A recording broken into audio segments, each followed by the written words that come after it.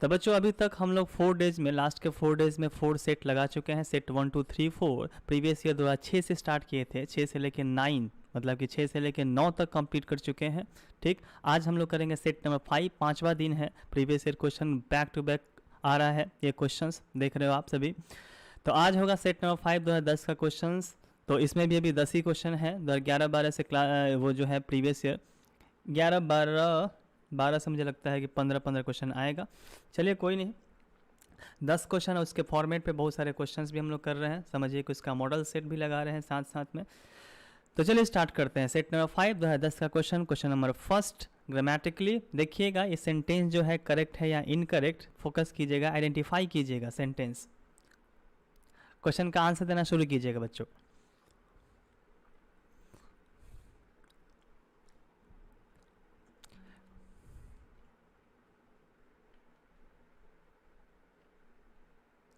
Question कह रहा है कि आइडेंटिफाई द करेक्ट सेंटेंस। इसमें एक ऐसा सेंटेंस है जो करेक्ट है, ठीक है, लेकिन अगर ध्यान दीजिएगा इस सेंटेंसेस को, तो ये क्वेश्चन ही गलत है। मतलब कि ऑप्शन इसमें दो सेंटेंस जो है ना, वो सेंटेंस करेक्ट है।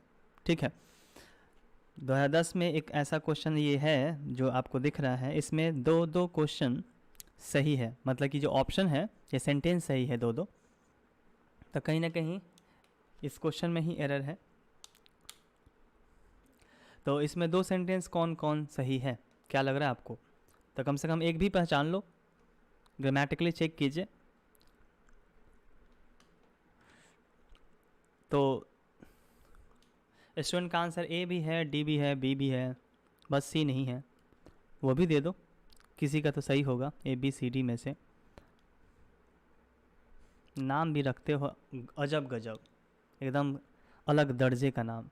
लगता है कि नाम सही वाला रियल वाला अगर रख लोगे तो कोई चुरा लेगा। ये कौन थी ये लड़की, क्या नाम ये है रखी है, कहाँ गई, इतना स्पीड में आ रहा है ना।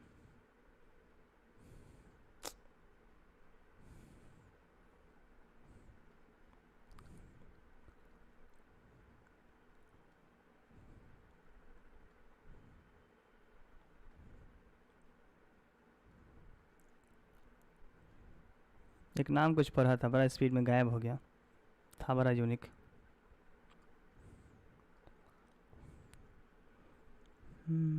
तो देखिए मैच कीजिए बच्चों।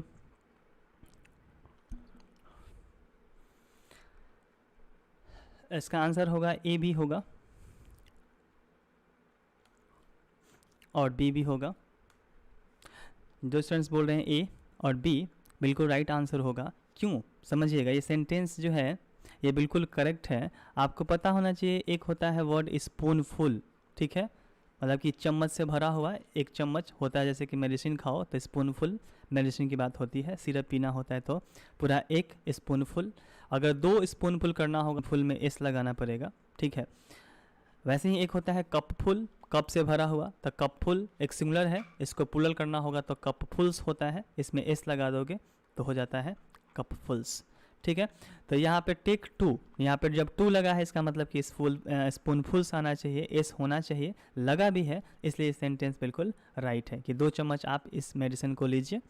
ओके, सेकेंड सेंटेंस है your words seem to infer that Ram is a liar. ये जो वर्ड्स है आप वो सीम करता है कि राम एक लायर लड़का है, झूठा है। तो ये भी सेंटेंस बिल्कुल राइट है, इसमें भी कहीं एरर नहीं है, कितना भी कोशिश करोगे तो इसमें भी एरर नहीं दिखेगा। तो दोनों के दोनों सेंटेंस बिल्कुल राइट है, इसलिए आंसर हो जाता है ए और बी। थर्ड जो सी और डी है ये गलत क्यों है? इसमें आपको एक रूल बताया हूँ प्रोनाउन चैप्टर में, वीवीए रूल, जिसमें आपको दिखेगा कुछ ऐसे वर्ड्स होते हैं जिसके बाद ऑब्जेक्टिव केस के प्रोनाउन आते हैं। जैसे एक्सेप्ट था, बट था, लाइक था, ठीक। किसी प्रीपोजिशन के बाद कोई भी प्रोनाउन आएगा तो वो ऑब्जेक्टिव केस में रहता है। तो एक्सेप्ट आई नहीं, एक्सेप्ट मी होगा, इसलिए ये गलत है। और डी नंबर सीधा सीधा दिख रहा होगा कि 2 जब लगा है तो सिंगुलर कैसे हो सकता है, स्पूनफुल नहीं होगा, स्पूनफुल्स होना चाहिए था, इसलिए ये भी सेंटेंस गलत है। तो सी और डी गलत है। अब आप सोचोगे कि सर ये क्वेश्चन में 2 ऑप्शन सही कैसे हो सकता है? तो ये मिस्टेक है कहीं ना कहीं। उस टाइम में, आज से 10 साल 12 साल पहले का बात है, तो कुछ ना कुछ एरर आता था क्वेश्चंस में। तो इस तरीके के क्वेश्चंस अगर कहीं ना कहीं अगर पेपर में मिस्टेक होता है, अगर आप अटेम्प्ट करते हो तो फुल में फुल मार्क्स मिल जाता है। अगर क्वेश्चन गलत आ जाता है, बहुत रेयरेस्ट में रेयर्स होता है, 1% चांसेस होता है कि क्वेश्चन गलत आए। अगर बाई चांस आता भी है कोई क्वेश्चन गलत, अगर उसको अटेम्प्ट कर चुके हैं गलत या सही, अटेम्प्ट किए हो तो आपका मार्क्स वो मिल जाता है। तो चलिए बच्चों, ये आप क्वेश्चन को समझ चुके होंगे। आगे बढ़ते हैं, इसी बेस पे कुछ क्वेश्चन करते हैं, मतलब कि 2 क्वेश्चन कम से कम इसी पैटर्न पे बनाने की कोशिश करते हैं। इंग्लिश ग्रामर आप सभी पढ़े होंगे, 11 से 12 चैप्टर, नाउन से लेकर सिंटेक्स तक। पार्ट्स ऑफ स्पीच तो 8 काइंड्स हैं ही, इसके अलावा जो टेंस होता है, वॉइस, नरेशन, सिंटेक्स, आर्टिकल्स, ये सारे चैप्टर से पूरा मिक्स करके ये है सेंटेंस आइडेंटिफाई करने के लिए आता है, कॉमन एरर से पूरा ग्रामर। तो ग्रामर और वोकैबुलरी का जो सेक्शन है बहुत इंपॉर्टेंट हो जाता है। 90% 95% पेपर ग्रामर और वोकैब पे ही होता है, और 5 से 6% जो होते हैं वो पैसेज से या बुक से क्वेश्चन आता है। सभी को पता होना चाहिए अपना सिलेबस। तो चलिए बच्चों, क्वेश्चन करते हैं फिर इसी पैटर्न पे। देखिएगा इस स्क्रीन पे, इसका भी आंसर दीजिएगा, ऊपर पढ़िएगा जरूर कि क्या लिखा हुआ है।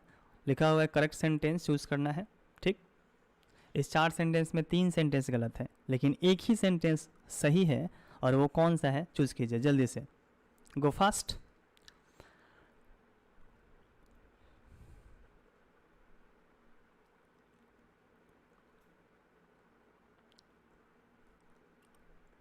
प्रीवियस ईयर क्वेश्चन तो कर ही रहे हैं, उसी पैटर्न पे कुछ क्वेश्चंस लगातार कर रहे हैं, मॉडल सेट टाइप का मॉक टेस्ट। तो क्वेश्चंस ही क्वेश्चंस, सिर्फ क्वेश्चंस उसके पैटर्न पे, कि एग्जामिनेशंस में बैठो तो लगे नहीं कि क्या कहाँ से क्वेश्चन आ गया, कहाँ से टपक पड़ा, कौन से पैटर्न पे आ गया। जिस पैटर्न, जिस फॉर्मेट पे कर रहे हैं, जिस बेस पे कर रहे हैं, उसी बेस पे क्वेश्चन आएगा। पढ़े हुए हैं लेकिन आपसे नहीं, चलो फाइनली पढ़ रहे हो मेरे से ही।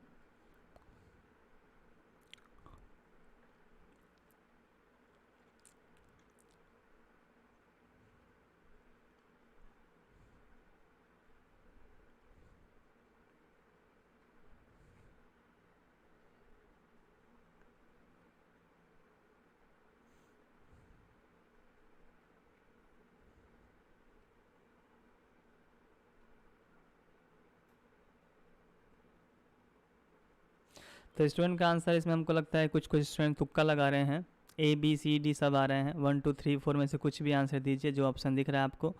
तो थोड़ा सा लॉजिकली दीजिएगा, थोड़ा सा माइंड लगाइएगा, एनालिसिस कीजिएगा कि क्यों एरर है, तुक्का मत मारिए। चलिए कोशिश किए हैं। तो बच्चों इसका आंसर हो जाएगा 4D। जो भी स्टूडेंट्स का आंसर अगर D है, बिल्कुल राइट आंसर है। अब D क्यों है समझते हैं, बाकी के 3 गलत क्यों हैं।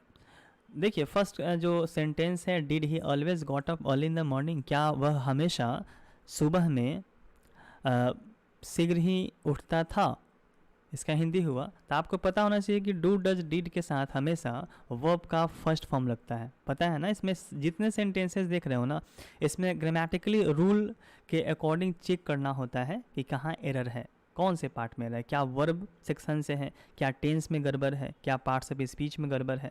सब चीज़ को देखा जाता है, सारे रूल्स है सबको।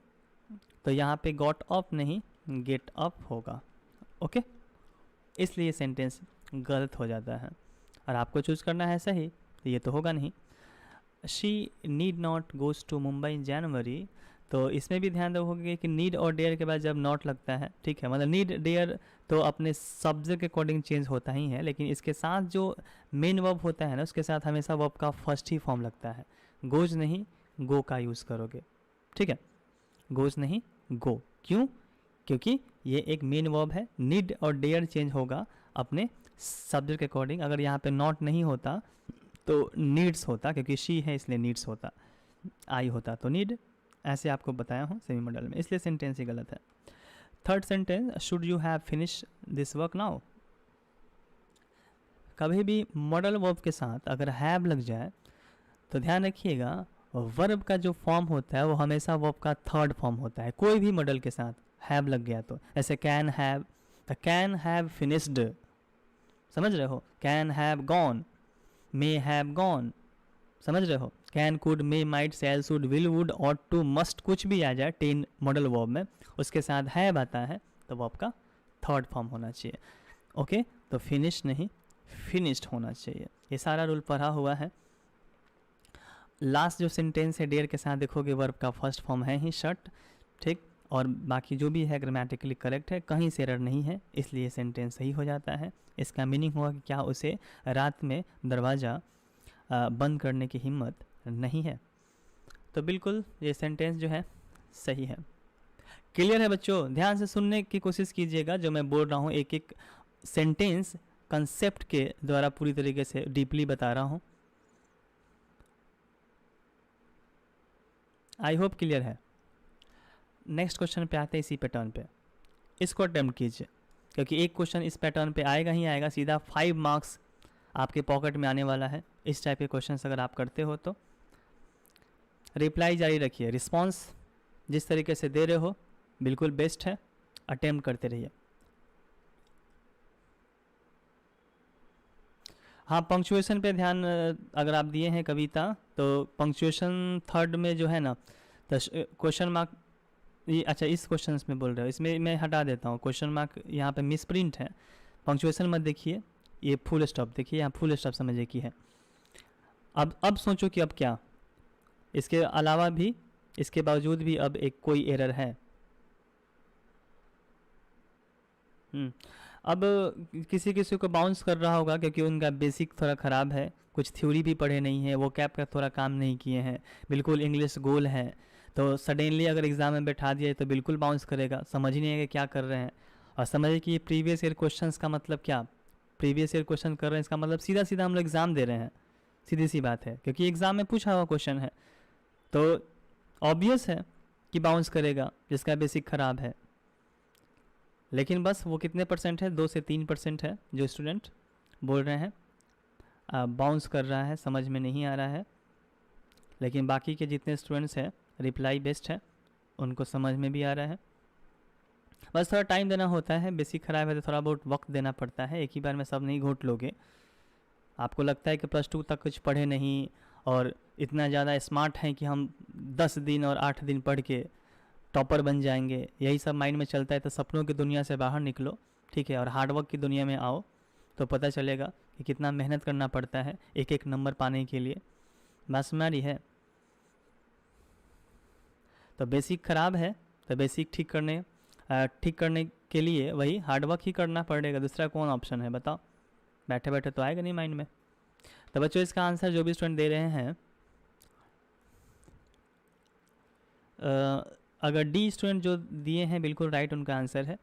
ऊपर पढ़िएगा, ये नहीं कि बस बेचैनी में जो आंसर देते हो बिना पढ़े कि इसके पहले किए हम लोग करेक्ट और फिर से करेक्ट ही चूज़ करो, नहीं, क्वेश्चन पहले पढ़ा करना कि क्या पूछना चाह रहा है, ऊपर पढ़े हो, अब पूछ रहा है इनकरेक्ट, इसके पहले पूछा था करेक्ट, अब पूछ रहा है इनकरेक्ट, तो एक सेंटेंस इसमें गलत है, बाकी के 3 सेंटेंस सही है।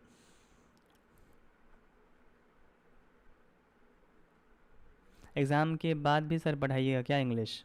बिल्कुल, मैं लाइफ टाइम ही इंग्लिश ही पढ़ाऊँगा, आपको पता होना चाहिए, सिर्फ एग्ज़ाम ही क्यों, जब देखोगे जब मिलोगे कोई भी कोर्स के लिए, अगर मेरे से क्या बोलते हैं इंक्वायरी करोगे तो कोई ना कोई बैच मिल ही जाएगा आपको, बेसिक बैच ढूंढोगे, 0 लेवल का बैच ढूंढोगे, किसी भी कंपटीशन का बैच ढूंढोगे, एकेडमिक 9, 10, 11, 12 सबका है बैच, ठीक, तो जब मिलो तब इंग्लिश पालोगे, बस पढ़ने की इच्छा होनी चाहिए, तभी फोकस कीजिए एग्ज़ाम पे, और जो भी बैचेज हैं वो एग्ज़ाम के बाद देख लेना।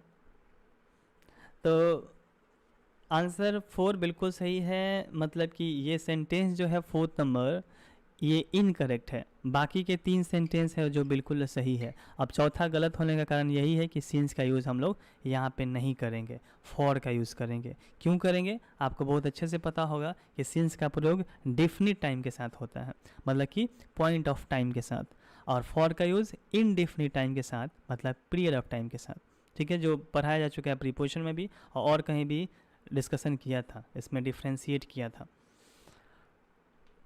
तो बच्चों ये रहा इंग्लिश ग्रामर के सेक्शन से क्वेश्चन, 3 क्वेश्चन हम लोग कर चुके हैं। अब आगे बढ़ते हैं, सीधे आते हैं अपने पॉइंट पे। सेकेंड नंबर क्वेश्चन अटेम्प्ट करते हैं।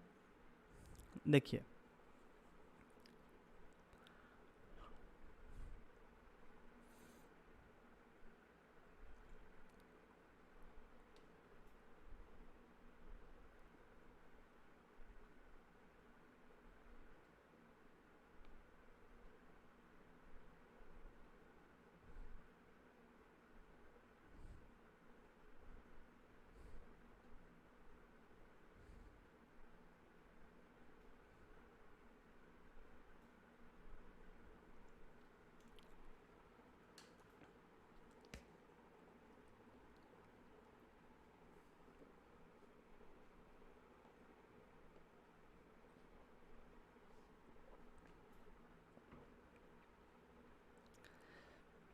अब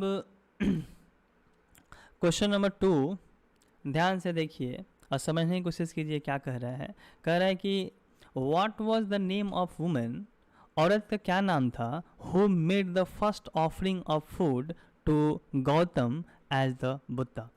मतलब कि गौतम बुद्ध को फर्स्ट टाइम फूड ऑफर कौन सी औरत की थी। इस 4 औरत में से कौन सी एक ऐसी औरत थी जो महात्मा बुद्ध, आपको पता है बहुत पहले की बात है कि जब भी बुद्ध लोग किसी विलेज में जाके समाधि में चले जाते थे, मेडिटेशन करते थे, तो उस टाइम के एक बुक में किसी चैप्टर में दिया है कि गौतम बुद्ध जब मेडिटेशन कर रहे थे बरगद के पेड़ के नीचे, उस इमेज को देख लीजिए, ठीक है, मैं बता रहा हूँ। तो उस टाइम एक खीर खिलाने का परंपरा था, औरत लोग खिलाती थी उस बुद्धा को। तो उसमें गौतम बुद्धा थे जिसमें first time food offer Sujata की थी, ठीक है। यहाँ पे इमेज आपको दिखेगा, ठीक दिख रहा है। तो ये है गौतम बुद्ध जो बरगद के पेड़ के नीचे, वृक्ष के नीचे बैठे हुए हैं। समझो कि वो इनलाइटमेंट के खोज के लिए, मतलब कि कहीं ना कहीं होता है ना कि मेडिटेशन में चले हुए हैं, ठीक। तो उस टाइम की बात है कि औरत सब का कल्चर था कि बुद्ध लोगों को कुछ ऑफ़र करना, फूड ऑफ़र करना। तो उसमें सुजाता थी जो फर्स्ट टाइम बुद्ध को खीर खिलाई थी। इसमें ब्रीफ में कुछ है, ये आप पढ़ सकते हैं कि कौन से प्रदेश में गए थे। सुजाता भगवान बुद्ध के समकालीन उरेवेला प्रदेश के सैनी ग्राम में रहने वाली एक स्त्री थी जिसने बुद्ध को खीर खिलाई थी। इसकी दासी का नाम पूर्णा भी था जिसने भगवान बुद्ध को एक बरगद के वृक्ष के नीचे बैठे देखा था। समृद्धि प्राप्ति के पूर्व ये सब है चीज़ें कि महिला के हाथों खीर का ग्रहण करना कोई अनोखी घटना नहीं थी। तो ये सब है। तो सीधा सीधा बोल सकते हो गौतम बुद्ध को फर्स्ट टाइम सुजाता ने खीर खिलाई थी। इमेज के थ्रू आपको याद रहेगा हमेशा। आगे बढ़ते हैं क्वेश्चन नंबर 3 पे। Which is the correct synonym of मेलो, बताइएगा। मेलो का मतलब होता है नेक, सॉरी नेक नहीं, ये होता है विनम्र। विनम्र या नम्र का सेंस होता है। मैं हिंट्स दे चुका हूँ। विनम्र या नम्र का सेंस है। बताइएगा इसका आंसर क्या होगा।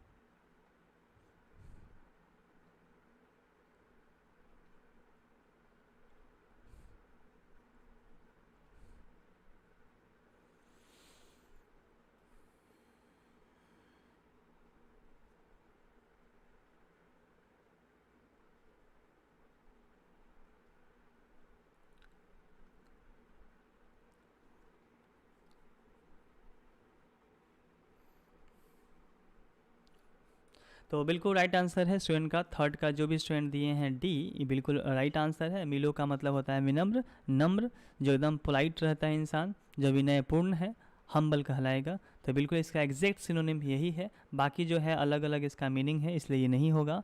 मेरी का मतलब होता है खुश, आनंद में, ठीक है। हैप्पी का सेंस है, मेरी मतलब हैप्पी होता है, तो ये होगा नहीं। जेंटल का नेक का सेंस देता है, जेंटल नेक। और मैच्योर का मतलब होता है परिपक्व, मतलब कि जो जिसके पास बुद्धि विचार थोड़ा सा अलग दर्जे का है, थोड़ा ऊपर है, एडल्ट के सेंस में है, वो समझ सकते हो, बच्चों वाला हरकत नहीं करता है, मैच्योरिटी है उसके पास, परिपक्वता है। सेंसिबल पर्सन को मैच्योरिटी बोल सकते हो, ठीक, जो लॉजिकल बातें करता हो। ओके, इज कॉल्ड मैच्योर, परिपक्व। तो बच्चों आंसर हम्बल। 4th नंबर का आंसर दे सकते हैं कंटिन्यू बनाए रखिए रिस्पॉन्स।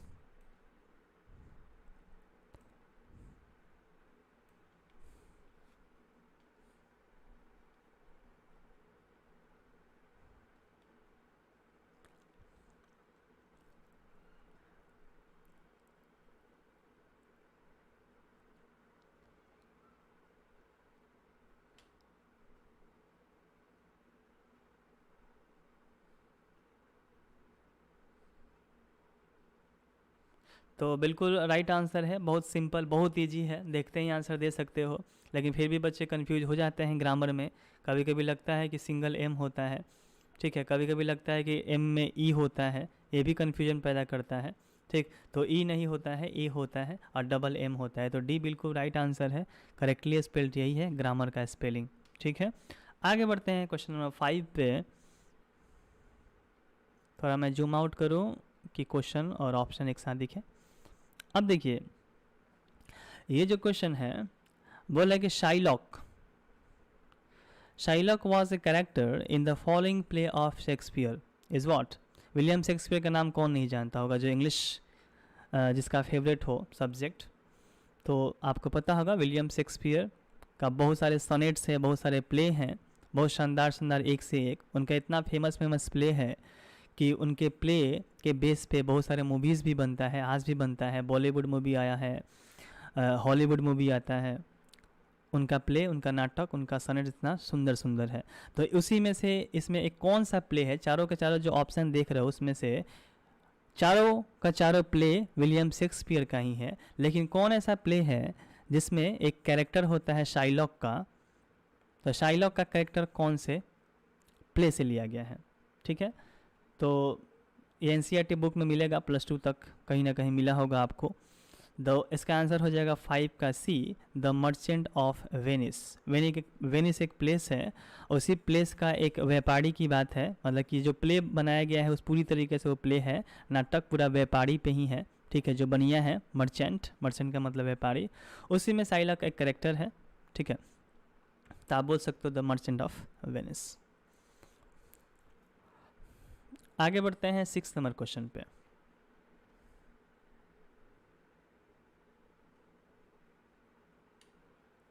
अब देखिए, ये भी बहुत ज़बरदस्त क्वेश्चन है, 6 नंबर क्वेश्चन। ये क्वेश्चन बहुत मतलब शानदार है, बोल सकते हैं। आप आंसर दे सकते हो। इसमें 3 सेंटेंस गलत दिखेगा और 1 सेंटेंस बिल्कुल सही है।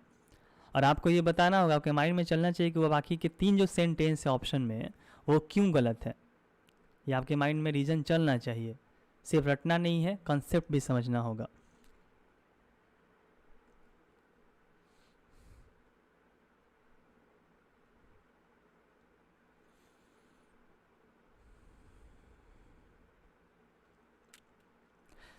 तो क्वेश्चन पढ़ लीजिएगा। क्वेश्चन कह रहा है कि आइडेंटिफाई करना है, पहचानना है कि सेंटेंस कौन सा सही है, ठीक है। कौन ऐसा सेंटेंस है जो ग्रामेटिकली करेक्ट है और बाकी के 3 गलत है, क्यों गलत है समझते हैं। पहले आंसर आप दे दीजिए। नाम तो अभी मैं किसी का नहीं ले पाता हूँ, विनीता नायक जो बोल रही हैं, क्योंकि इसमें कम से कम 250 स्टूडेंट कनेक्टेड हैं, ठीक है।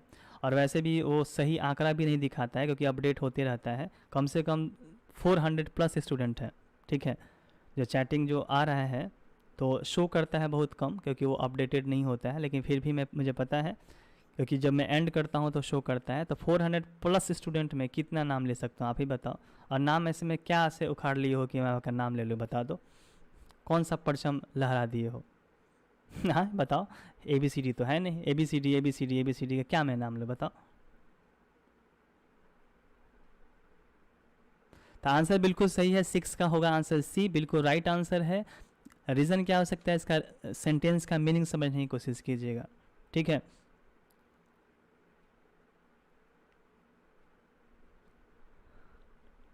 बिल्कुल आंसर तो इसमें 99% स्टूडेंट का आंसर सही है, सी आया है। शानदार रिस्पॉन्स है जी।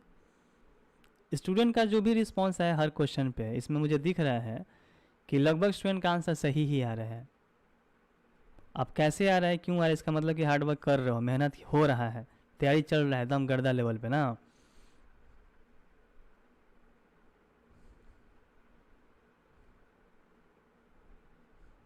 क्या आर्ट्स वाले स्टूडेंट पैरामेडिकल का एग्ज़ाम दे सकते हैं? नहीं, साइंस वाले दे सकते हैं सिर्फ और सिर्फ।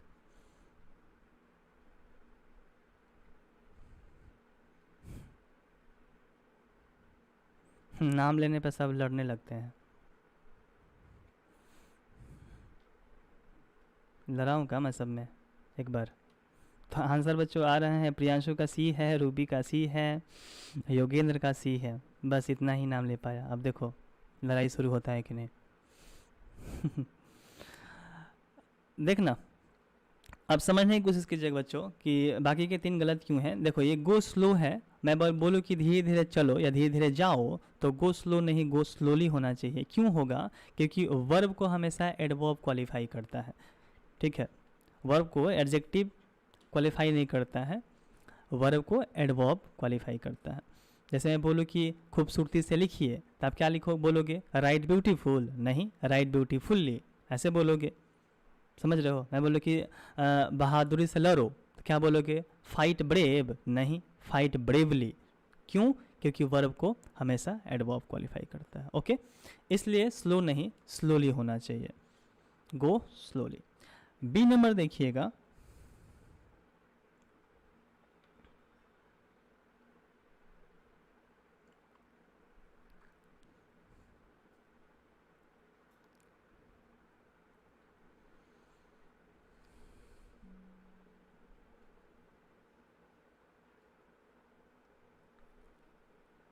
ये क्या कहना चाहते हो? आर्ट्स वाले जिसका इंटर में साइंस होगा, गजब गजब मतलब कि मैसेजेस है भाई। आर्ट्स वाले जिसका इंटर में साइंस होगा, वाह। ये क्या मतलब हुआ? वो आर्ट्स भी किया है और इंटर में साइंस भी है, गजब। बोलो कि साइंस भी किया हूँ लेकिन आर्ट्स से था, ये क्या हुआ? मैं क्रिकेट ज़बरदस्त तरीके से खेलता हूँ लेकिन मुझे फुटबॉल पसंद है।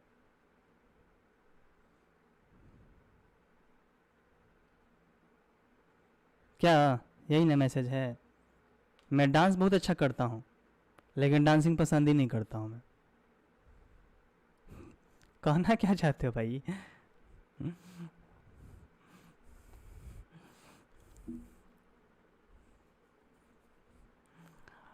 Please lay down. बी का आंसर थोड़ा देखिएगा, बी।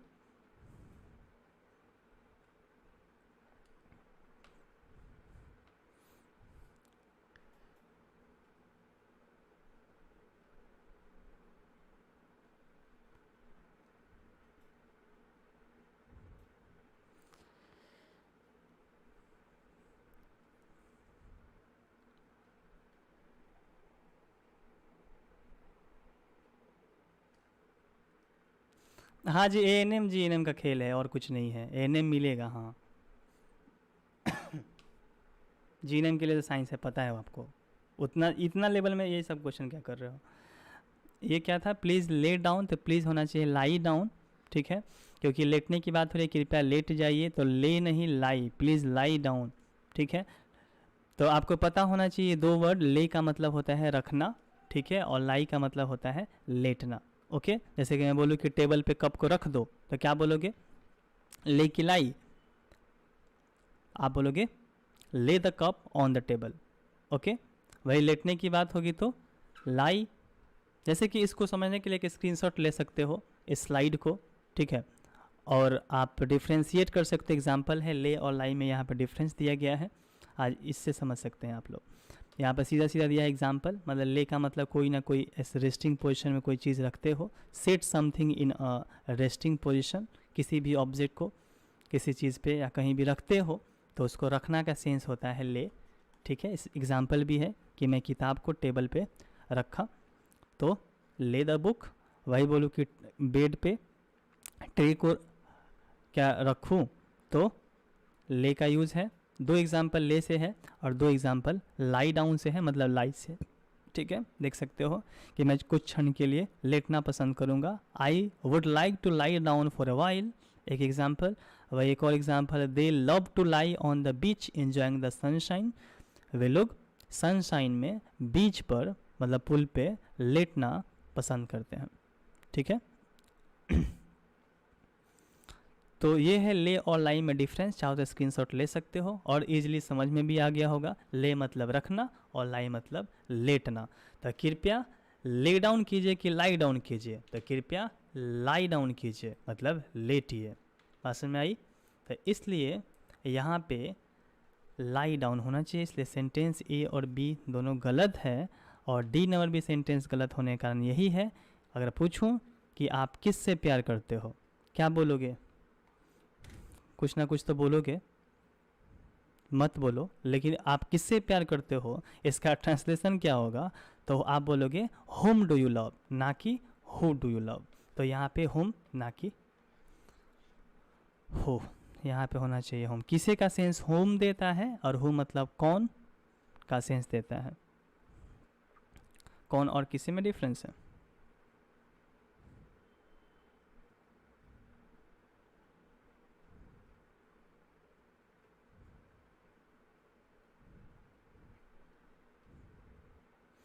अच्छा ये रेशमी जो समझाना चाहते शायद अब समझा। आर्ट्स साइंस वाले क्या एग्ज़ाम फॉर्म भर सकते हैं? बिल्कुल भर सकते हैं, आर्ट्स वाले भी साइंस वाले भी, बस कोर्स जो होता है वो अलग अलग मिलेगा। साइंस वाले जो स्टूडेंट है वो जीएनएम के लिए एलिजिबल है, लेकिन आर्ट्स वाले स्टूडेंट जीएनएम के लिए एलिजिबल नहीं होंगे, वो एएनएम के लिए या उसके नीचे और भी कोर्स है जो आर्ट्स के अंतर्गत आते हैं, उस कोर्स के लिए वो एलिजिबल है। आगे बढ़े।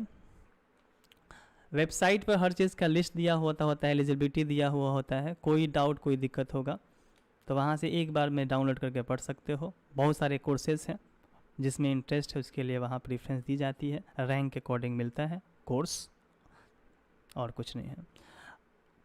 ये कोई डाउट नहीं किसी को भी। सी नंबर सही होने का कारण यही कि इसका मीनिंग हुआ कि जज सेंटेंस्ड किए, मतलब अनाउंस्ड किए मर्डरर को कि उसको फांसी दी जाए। ठीक है, तो इसमें कहीं मुझे एरर नहीं दिख रहा है, आपको भी नहीं दिखना चाहिए, ग्रामेटिकली बिल्कुल सही है। सेंटेंस एक वर्ब है जिसका मतलब होता है सज़ा सुनाना, सज़ा देना, दंड देना। ठीक, सेंटेंस एक वर्ब की तरह यूज़ किया जाता है। एक तो वाक्य होता ही है, एक सेंटेंस का मतलब होता है पनिशमेंट या पनिश कह सकते हो, या अपराधी ठहराना। ठीक, अदालत का फैसला भी बोल सकते हो। तो जज का फैसला यही हुआ मर्डरर के लिए कि वो उसे फांसी दी जाए। तो सेंटेंस बिल्कुल करेक्ट है। आगे बढ़ते हैं क्वेश्चन नंबर 7 पे, ध्यान दीजिए।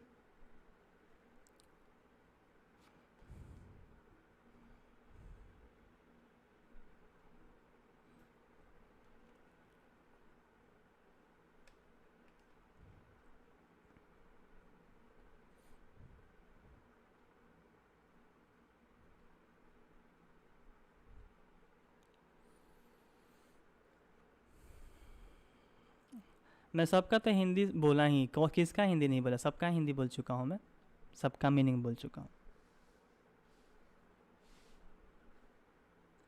तो कन्फ्यूजन है 7 नंबर में, ये इसका मतलब थोड़ा समझ लेते हैं। कहाँ गया क्वेश्चन? ये which of the following adjective is correct to describe a liar who has great skill for lying. ध्यान दीजिएगा, ये क्वेश्चन ही गलत है, ये भी फिर से क्वेश्चन गलत है, क्योंकि इसमें ऑप्शन जो चाहिए वो है ही नहीं, तो इसलिए कन्फ्यूजन बहुत ज़्यादा होगा।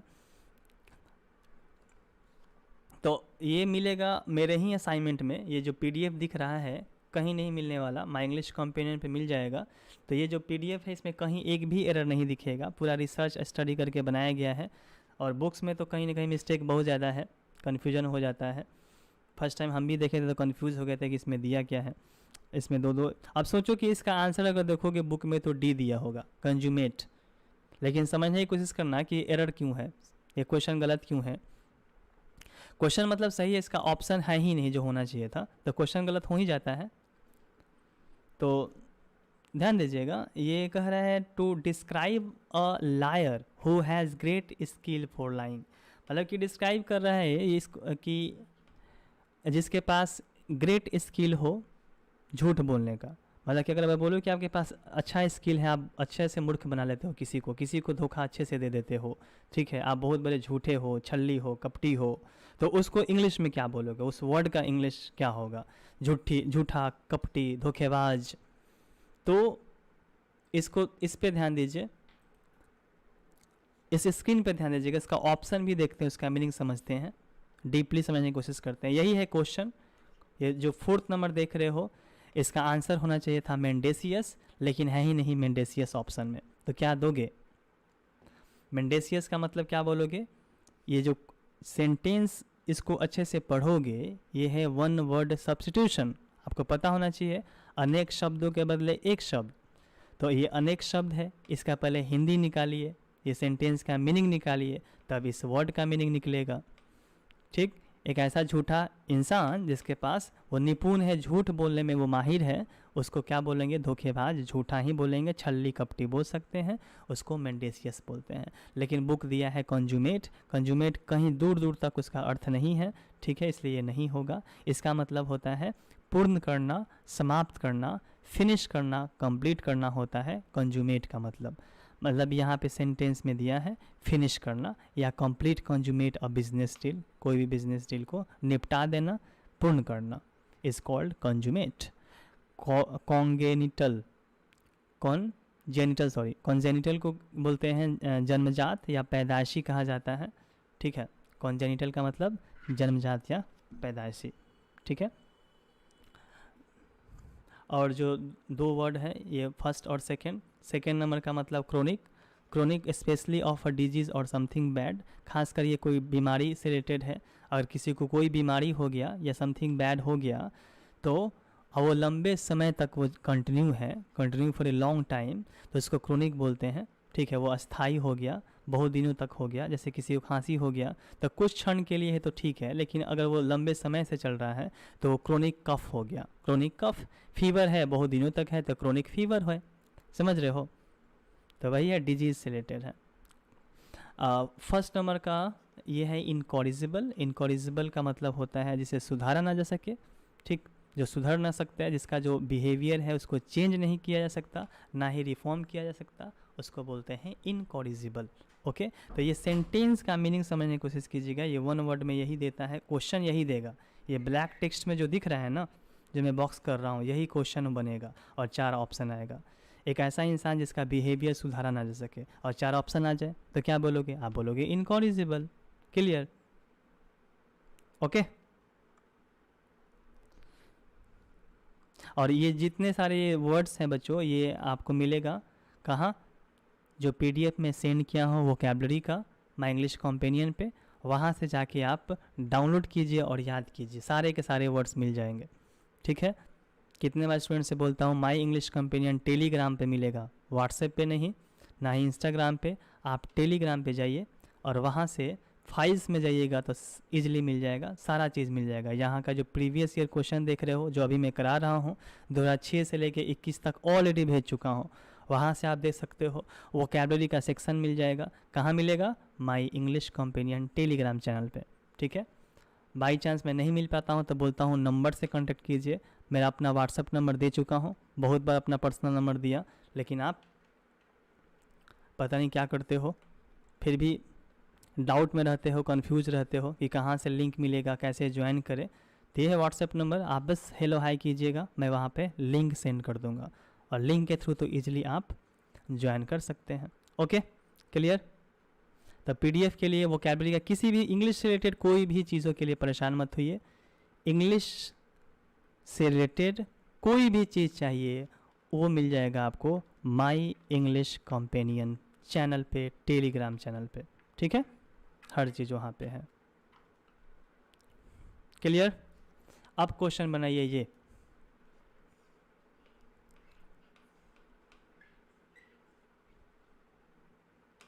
मिस स्पेल्ट वर्ड,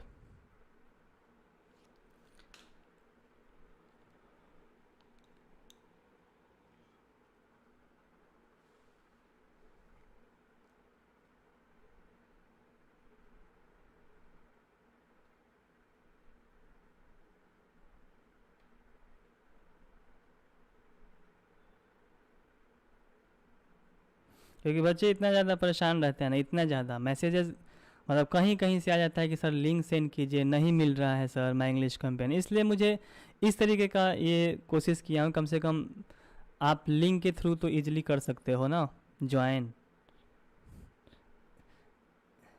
इसलिए नंबर भी प्रोवाइड करना पड़ता है। तो स्टूडेंट का आंसर है सी, बिल्कुल राइट आंसर है सी ही होगा। एक्सीड, एक्सीड का मतलब होता है अधिक होना, ठीक, ज़रूरत से ज़्यादा हो जाना एक्सीड कहलाता है, तो ये बिल्कुल वर्ड सही है। ओके, एसिड, ये है एक्सेड। एक्सेड का मतलब मान लेना, मानना होता है, मान लेना। और प्रीसीड का मतलब होता है पूर्व में होना, पूर्वकालीन होना, कोई चीज़ पहले हो जाना, प्रीसीड कहलाता है। तो ये तीनों वर्ड सही है, ए बी डी।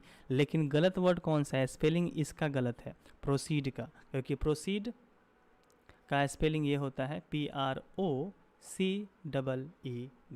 इसलिए स्पेलिंग गलत है, इसलिए सी आंसर हो जाएगा। तो जो भी स्टूडेंट आंसर दिए बिल्कुल सही ही है। आप सभी को पता होना चाहिए कि प्रोसीड का मतलब आगे बढ़ना होता है। ठीक है, प्रोसीड, कोई चीज़ प्रोसीड कर दो, आगे बढ़ जाओ, बढ़ना, आगे जाना। ओके, जैसे मैं बोलूँ कि अपने पढ़ाई को आगे बढ़ाओ, तो या अपने पढ़ाई को आगे बढ़ा सकते हो एग्जामिनेशंस के बाद, तो इंग्लिश में क्या बोलोगे, you can proceed your study, you can proceed your study after examinations. तो सेंटेंस में भी यूज़ कर करके ये सारे वर्ड्स को भी याद किया जा सकता है, उसका भी वो भी ट्रिक होता है। कोई भी वर्ड अगर उसका मीनिंग पता चल गया तो उसको सेंटेंस में यूज़ करना होता है। ठीक है, आगे बढ़े। 9 नंबर क्वेश्चन।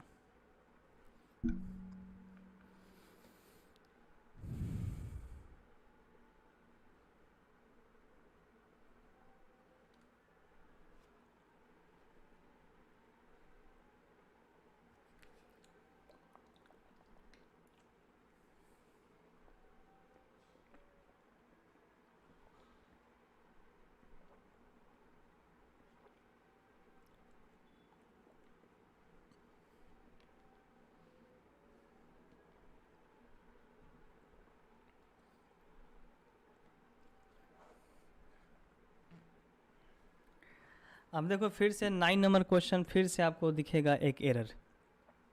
बुक में जाओगे तो कुछ अलग दिखेगा, लेकिन सही एक्चुअल में रिसर्च करके आओगे तो वो कुछ अलग ही कहेगा। ठीक, अब पहले इसका मीनिंग समझिए। ऑब्सोलीट का मतलब पता है क्या होता है? ऑब्सोलीट कोई एकदम पुराना चीज़ को बोलते हैं, जो प्राचीन हो गया, पुराना हो गया, जो मॉडर्न नहीं है, जो आउट ऑफ डेट मतलब आउटडेटेड है, आउटडेटेड है, जो पुराना हो गया, प्राचीन है, वो मॉडल नहीं है, मॉडर्न नहीं है, वो नयापन उसमें नहीं है, उसको ऑब्सोलीट कहते हैं। पहले इसका मीनिंग समझ लिए ऑब्सोलीट का। ठीक, अब ऑब्सोलीट का मतलब जब पुराना हो गया, प्राचीन हो गया, तो नया का क्या होगा ये सोचना होगा ना। जो नया है, जो मॉडर्न है, तो क्या बोलोगे? तो कुछ भी बस बुक जो दे दिया उसको थोड़ी रट लोगे, उसके मीनिंग के साथ मैच करना पड़ेगा ना, रटने से थोड़ी होगा।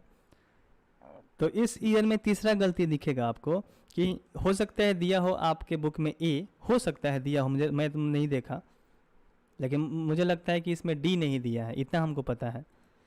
बुक डी नहीं दिया है, लेकिन मैं डी बोलने वाला हूँ क्योंकि डी ही आंसर होगा। नोवेल का मतलब उपन्यास भी होता है, नोवेल का मतलब नया भी होता है।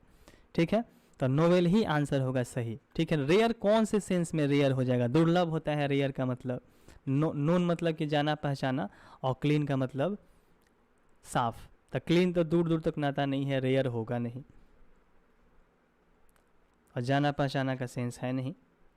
क्या होगा? नोवेल सीधा दिख रहा है कि नया होगा, तो आंसर क्या बोलोगे? ऑब्सोलीट का डी। और जो स्टूडेंट्स दोनों बैच में करते हैं उनको क्या कहूँ, सुबह 8 बजे भी क्लास चलती है और शाम में 6 बजे भी चलता है। मतलब कि मैं 2 बैच लेता हूँ, खासकर प्रीवियस ईयर्स पे। तो 2 बैच मतलब कि सब कंबाइंड बैच है। सुबह का 8 बजे जो बैच लेता हूँ, बैच नंबर 1 से 10 है, उसमें 10 बैच लेता हूँ एक ही बार में, 8 से 9। और शाम में जो लेता हूँ वो बैच नंबर 11 से 19 से 20 है, 11 से 20 समझ सकते हो तरीके से, इसमें भी 10 बैच हैं। तो यही है सुबह शाम, लेकिन चलता है समझो कि सेम बैच है, दोनों में सेम चलता है। पहले मैं सेपरेट कराता था क्योंकि पहले एक अलग दर्जे का और भी था, मतलब कि बैचेस वो स्मार्टली करने का रीज़न बहुत सारा चीज़ें हैं क्यों कंबाइन किया गया है। 7 घंटे 8 घंटे क्लास ले पाना अब मुश्किल है, इसलिए सारा बैच को कंबाइन किया गया है कि टाइम कम कंज्यूम हो और पढ़ाई ज़्यादा हो।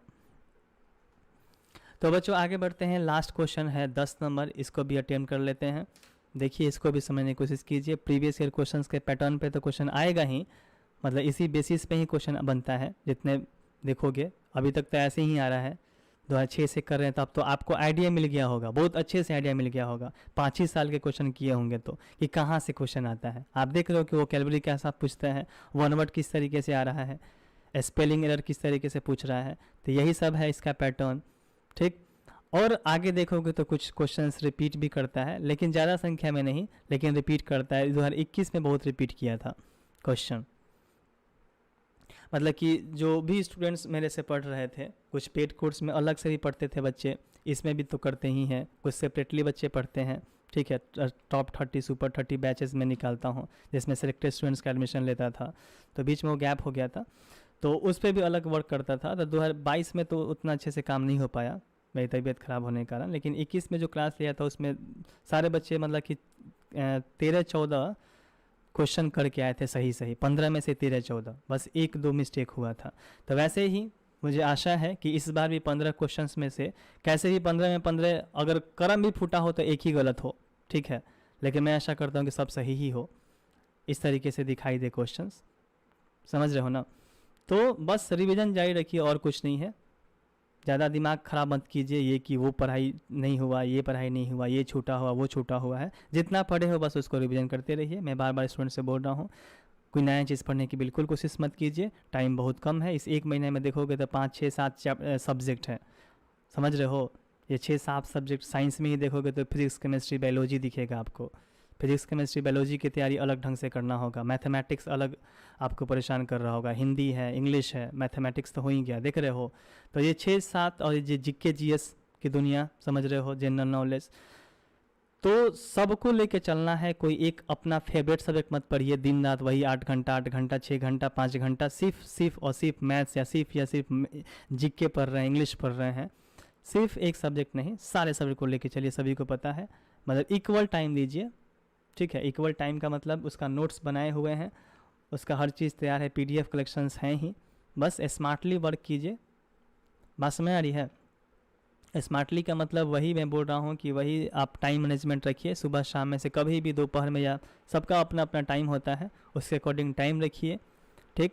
और कोशिश कीजिए कि मतलब कि स्लॉट बना के पढ़िए, 45-50 मिनट का स्लॉट बनाइए, उसमें सिर्फ और सिर्फ पढ़ाई हो। मोबाइल को साइड कीजिए, रूम में पैक होइए और पूरा मन और शिद्दत से उसमें लगा के समर्पण भाव से 45 से 50 मिनट और 1 घंटा पढ़ोगे ना कोई एक सब्जेक्ट, लगेगा क्योंकि 3 घंटा 4 घंटे का काम करेगा, समझ रहे हो? तो बस वो बच्चों का वो साइकोलॉजिकल प्रॉब्लम यही है कि 4 घंटे का टाइम लगा के पढ़ते हैं कि आज तो मैं 4 घंटे पढ़ेंगे, आज जोश में है, आज तो तबाही मचा देंगे, आज फाड़ फूड़ के रख देंगे किताब कॉपी को, इतना पढ़ लेंगे कि 4 घंटा बैठते हैं, जिसमें 2 घंटा तो मोबाइल चलता है, उनका रील्स चलता है, 2 घंटा शॉर्ट्स ही चलता है, कभी किसी का फ़ोन आ जाता है तो आधा तो फ़ोन में ही चला जाता है। तो बस नाम का 4 घंटा पढ़ लिया, पढ़ाई कुछ नहीं हुआ। तो वैसे नहीं पढ़ना है। इस टाइम में जो है बहुत क्रूशियल, बहुत इंपॉर्टेंट पॉइंट है, एक एक मिनट समझना है कि ले लेना है कैसे भी, समझ रहे हो? छीन छीन के लेना है एक एक मिनट। अपना जो 24 घंटे हैं, हर एक मिनट को यूटिलाइज़ करना है। जिस टाइम में आप लोग हैं, जिस स्टेज पे आप हैं, यहाँ पे गलती हुआ, इस 20-25 दिन में यहाँ पे गलती किए, तो समझिए कि सीधा आप 1 साल पीछे चले जाएंगे। और 1 साल का इंपॉर्टेंस आपको पता होगा। करना है तो इसी साल करना है, किसी हद को हद पार करना हो तो करेंगे, लेकिन करेंगे तो इसी साल करेंगे, वो भी अपना फेवरेट कोर्स लेंगे, अपना फेवरेट कॉलेज लेंगे। और कैसे होगा? तो वही टाइम मैनेजमेंट बनाइए, बहुत शानदार तरीके से बनाइए, और इसी बार बना सकते हो, ठीक। जितना जल्दी हो सकता है आंखें खोलिए, ठीक है। बहुत सोए, बहुत सोए। और मैं भी ये भी नहीं बोलता कि जग जाइए, जगने का सेंस ये है कि आप 8 घंटा भरपूर नींद लीजिए, क्योंकि भरपूर नींद नहीं लेंगे तो आपके पास एनर्जी भी नहीं होगा बेहतरीन काम करने का, बेहतरीन पढ़ाई करने का, ठीक है। बहुत बड़े बड़े टॉपर्स भी होते हैं तो अपना 8 घंटा नींद पूरा करते हैं, उसके बाद ही पढ़ते हैं, ठीक है। तो मैं ये बोल रहा हूँ कि टाइम पे सोइए और टाइम पे उठिए, 8 घंटा का भरपूर नींद लीजिए, एकदम दिन भर ऊर्जावान रहिए, समझ रहे हो? भरपूर तरीके से ऊर्जा से भरे पड़े रहिए, आप पढ़ते रहिए। कोशिश कीजिए कि मॉर्निंग में उठे, सुबह 4 से 5 बजे उठ जाइए, सुबह का 2 घंटा 3 घंटा ज़बरदस्त तरीके से पढ़ लीजिए कि दिन भर एनर्जेटिक रहे, दिन भर कॉन्फिडेंस से भरे पड़े रहें, समझ रहे हो? इसलिए थोड़ा सा टाइम मैनेजमेंट अपने अपने अकॉर्डिंग कर लीजिए, ठीक है। सबका अलग अलग टाइम मैनेजमेंट है। मैं ये नहीं बोलता हूँ कि एक फ़िक्स टाइम में सबको पढ़ना ही पढ़ना है, किसी के पास आफ्टरनून में टाइम मिलता है, किसी को नाइट में, किसी को मॉर्निंग में, जब जिसको टाइम मिले उसके अकॉर्डिंग आप अपना रूटीन बनाइए और बेहतरीन ढंग से पढ़ते रहिए, जारी रखिए पढ़ाई। इस 20-25 दिन ही है जो सब कुछ करा सकता है, जो अपना आपका सपना है वो पूरा करा सकता है, ठीक है, वो खुशी प्रदान कर सकता है। उसके बाद तो मस्ती ही मस्ती है, 3 साल 4 साल जो है कॉलेज में, समझ रहे हो।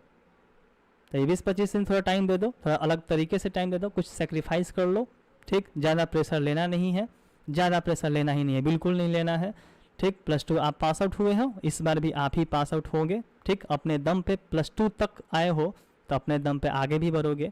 कोई हेल्प किया या ना किया हो, लेकिन अपने पे कॉन्फिडेंस रखो, कोई करे या ना करे आप तो जरूर करोगे, अपने विश्वास रखो, ठीक। मैं तो हूँ ही एग्जामिनेशन तक बना हूँ, टेंशन मत लीजिए, आ गया हूँ मैं कैसे भी किसी भी तरीके से।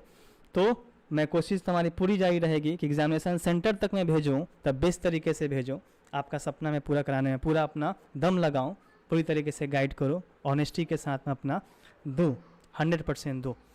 थोड़ा बस ऑनेस्टी के साथ आप भी दीजिए। तो बच्चों लास्ट क्वेश्चन पे आ जाते हैं, लगभग टाइम होने के करीब में है, तो लास्ट क्वेश्चंस को समझते हैं।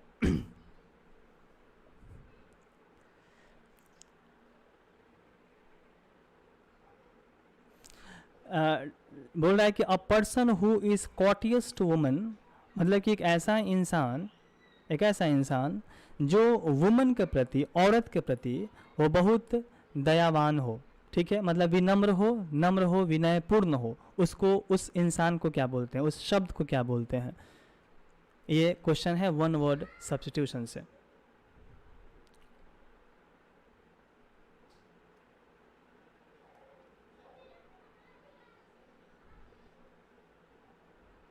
कॉटियस का मतलब मैं क्या बोला, विनम्र, मतलब कि जो औरत के प्रति, जो औरत का मतलब कि महिलाओं को ज़्यादा रिस्पेक्ट करता हो, बहुत विनम्र हो उनके प्रति, बहुत शिष्टाचारी हो, मतलब जेंटल इंसान हो, ठीक, जो बहुत विनयपूर्ण हो, मोडेस्ट इंसान, हम्बल इंसान को क्या बोलेंगे एक शब्द में, ठीक।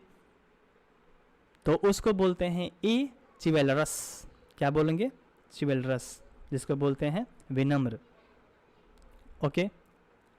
और बाकी के जो वर्ड है उसका मीनिंग अगर जानना चाहते हो, लिखना चाहते हो, तो मैं बोल रहा हूँ, लिखिए।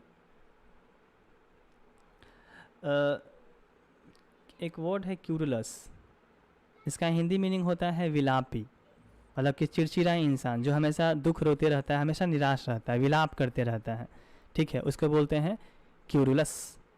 क्यूरुलस मतलब विलापी, हिंदी में लिख सकते हो चिड़चिड़ा, ठीक, जो हमेशा शिकायत करने वाला इंसान होता है, क्लियर।